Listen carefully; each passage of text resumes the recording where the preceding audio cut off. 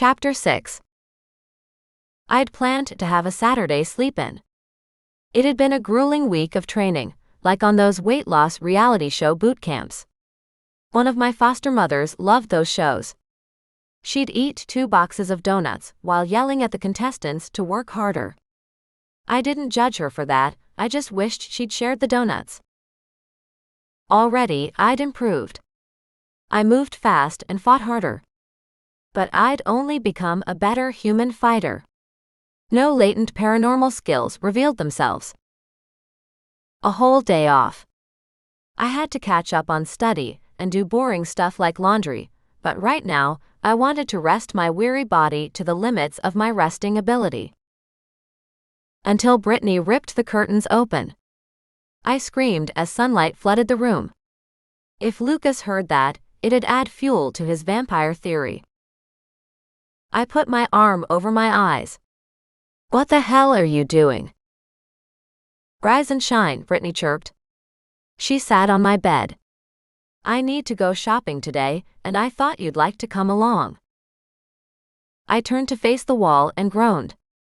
I don't shop. I didn't do girly friend bonding either, and right now I didn't do awake. "You need new clothes." "I can't afford new clothes." Surely Brittany understood that. She was on a scholarship too. Of course, even the other scholarship students weren't as poor as me. Most of them had families who sent them an allowance. They might shop at chain stores instead of the high-end boutiques, but they could afford new clothes. "But you live in that ratty old hoodie with the chewed sleeves." "Hey, that's my favorite hoodie." Brittany sighed. "And I need to go to Maximus Cafe. I just found out about their parfaits." I turned slightly to face her. "I definitely can't afford super expensive parfaits." "That's okay." Her smile beamed brighter than the sun. "I'll pay." I raised myself on my elbows. "You don't understand. When I say super expensive, I mean it. Like a week's wages for a normal person. The chocolate in the sauce is like handmade by nuns in some far-flung convent, and the berries are hand-tended or some crap. You probably don't want to blow your whole semester's allowance on one parfait. Well, 2 parfaits, since I assume you'll want to eat one too." "It's fine." She smiled again. "My family gives me a generous allowance. We aren't exactly poor." "But you're on a scholarship?" "Cherry." She picked up my hand and patted it. I pulled it away.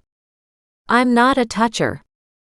I'm not on a scholarship because I need to be.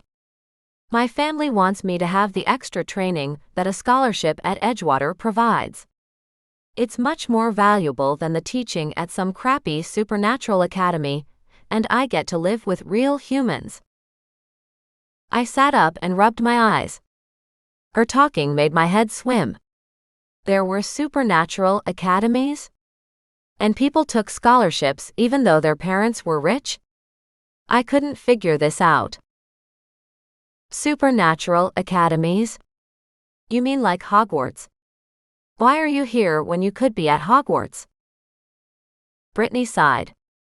"Those places are nothing like Hogwarts. They're exactly like here, except the rich kids are even snootier.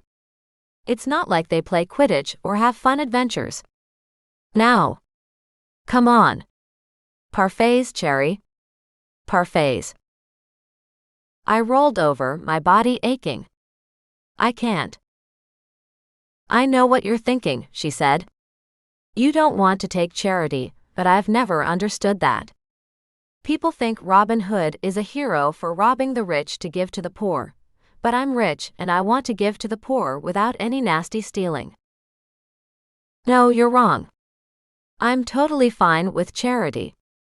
Robin Hood me as much as you like. But surely you have other friends to go with." Brittany hung out in the common room every night. Well, I figured she did since she wasn't around, but then Lucas and I had been training most of the time. The way Brittany's lips quivered suggested things hadn't gone so well for her. Damn it. Now I felt sorry for her, and usually that didn't end well for me. Okay. I'll go. Wait. Is this one of those 5 things? Her eyes widened, and that innocence really kicked in my suspicions. What 5 things? Don't act dumb with me. You offer me food and drink, then I have a debt of obligation to pay back. She laughed, a sound that tinkled in the air. Nope.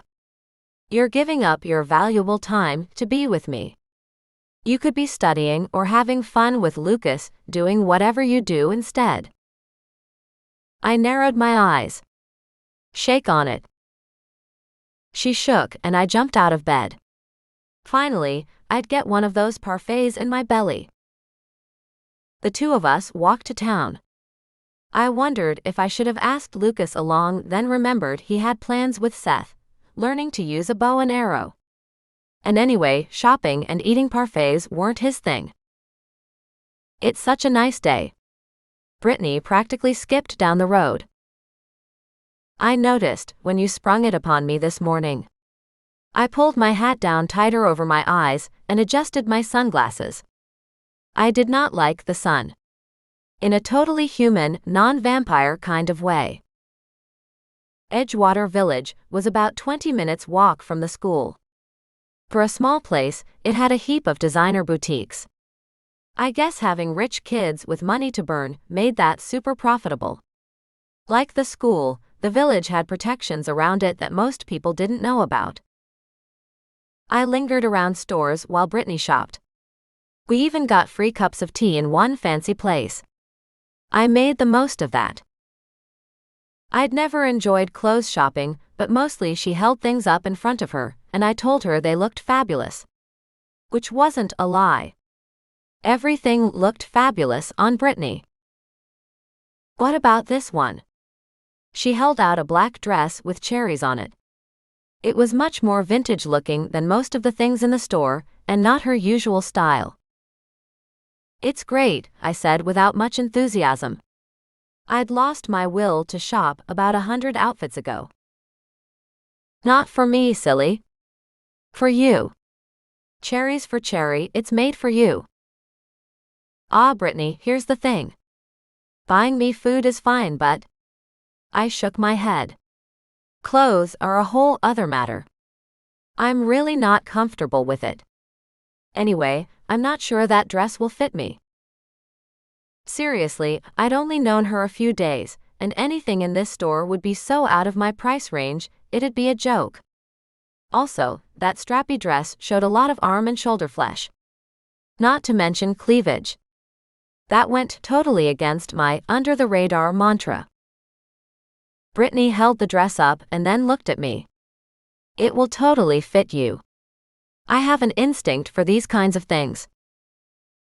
I took it off her and checked the size tag. It's about 3 sizes smaller than anything I wear. Because you normally wear clothes that are 3 sizes too big for you. I liked wearing baggy clothes. Even the clothes I recycled from the lost and found box were mostly guy clothes. I don't want to break it. Then I'll have to pay for it. Just try it on. Trying on stuff won't kill you. And when I've seen you in it, we'll go get parfaits. That sounded like bribery to me, and bribery that suited me fine. I ducked into the changing room and hung the dress on a hook. Then I stroked the fabric. Rich people clothes felt different from anything I'd ever worn. I never knew fabric could feel so lovely. I put my face closer to the dress. It smelled better than anything I ever owned, too. Stripping out of my oversized t-shirt and stretch jeans, I tried not to look at my washed-out underwear in the mirror. When I put the dress on, it fit so tight that I removed my bra. There was enough going on to hold up the girls without it, and I wouldn't have dingy bra straps showing. Yikes. It made me look like Boob City. Everything hoisted up and squished together. I did not like flaunting my boobs.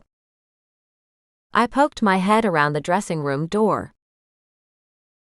I'm not sure about this. Come out strutting. You own the dress. Well, figuratively.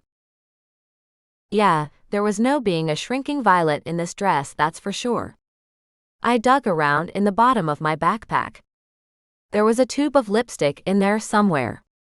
The only makeup I owned, well, it had been an unopened tube left behind in one of the rooms, and I'd never had an occasion to use it. I smeared it on my lips, then I took my hair out of the elastic, letting it flow onto my shoulders. It might only be for a minute or two, but I wanted the illusion that my lifestyle supported a dress like this. When I stepped out of the changing room, Brittany clapped and cheered. I paraded down the aisle of the store. Twirl, she called. Twirl I did. The skirt of the dress floated up around me. Then I stopped and giggled, flicking my hair. Being a girly girl could be fun sometimes. Until, holy shit, I saw him. Ren Worthington, standing on the other side of the store, watching me with that smirk on his face. Creep. That smirk judged me. It said I shouldn't even be trying this dress on. I'd given him all the bullying ammunition he needed. Stupid poor girl thinking she could wear a designer dress. Not to mention flashing my boobs around. He'd be calling me a future stripper now. I rushed into the changing room and pulled the dress off. I had to get out of this store. Stat. When I got changed, I grabbed Brittany. Let's get to the cafe. Not before I pay for this stuff. With a pile of clothes in her basket, we'd be here forever. I'll wait for you outside the cafe then. I'm getting a headache. I need fresh air. With that, I rushed outside. I went into the bookstore near the cafe. That's one place Ren wouldn't go, and I could watch out for Brittany. By the time she turned up at the cafe, my heart rate had gone back to normal, and my cheeks stopped burning. Why the hell had he been in that store? Sure, they sold guys' clothes as well, but still. What are you having? Brittany handed me the menu, but I didn't need it. The chocolate raspberry parfait. Just the thought of all that goodness cleared my mind. Who needed meditation when you had parfaits? You've been here before? I shook my head but didn't tell her about pressing my nose to the window, just trying to imagine what the parfaits tasted like. When the desserts arrived, they were more heavenly than I'd ever imagined. The chocolate layers weren't sweet, but a dark bitter chocolate that matched perfectly with the tartness of the raspberries. In between, tiny meringue chips accentuated the fluffy cream, adding a buzz of sweetness. The world faded away, to nothing but my taste buds and that parfait. A match made in heaven. I only looked up when a flash of light alerted me that Brittany had taken a photo. I need it for my Instagram. You look so happy. Students aren't allowed to use social media. You know that. One of the rules of Edgewater Academy. If students posted photos on social media, the secret location of the school could be found out, and that would compromise security. A stupid rule. Brittany giggled. But I guess I should stay out of trouble. Do you want a bite of my salted caramel? Hell yeah, I did. I never wanted to finish my parfait. I scraped my spoon along the sides of the glass until there wasn't a drop remaining. We can come back another time. We could. I'd come back every night in my dreams. The two of us walked back to the school the long way, and Brittany told me stories about her boyfriends at her old school. Edgewater has the best guys, she said. Everyone knows that. Have you made friends? That didn't sound right. I guess Brittany and I could be classed as friends. Other friends, I mean. Her head drooped. Don't feel bad. There are some snotty bitches in this place. I've tried, and normally I make friends easily, but every time I go to the common room, everyone ignores me. I'd spent so much time around guys, I didn't know what to say. Punching her in the stomach wasn't a girl thing, right? Probably jealous because you're so much prettier than them. That sounded like the kind of thing girls said to their friends to make them feel better. Maybe I was better at this friend thing than I thought. Brittany smiled. It worked. True. Most of those girls are a bit meh. Like they all want to look and dress the same. That was true. So Cherry, since we're friends, spill it. You've got to have someone you like. I shook my head. I didn't have time to think about romance. Come on. Friends tell friends secrets. Like, Lucas. Hardly. I shook my head vigorously. He's like a brother or a pet. She didn't look up, but she smiled as though she wanted to hear that. What about Oscar? I needed to find out her feelings about him if I was going to encourage Lucas to make a move. I didn't want him getting hurt. She shook her head. He looks cute, but he's such a jerk. You only have to talk to him for like 2 minutes to figure that out. So if it's not Lucas, who do you like? There must be someone. There was one thing, not a romance, not even close to it, but something I hadn't told anyone. Not because it was a dark secret, but because I'd never had a girlfriend before. I didn't think Lucas would care, and if I told him, he'd laugh at me. There is something. Brittany looked up. Yeah. It's stupid and not even worth mentioning. But when I was a kid, when my parents were alive, there was a boy. I told you this was stupid, we were little kids. But one of the few things I remember is my parents saying we were promised to each other. I guess parents say that kind of thing if their friends have kids around the same age. Brittany's eyes widened.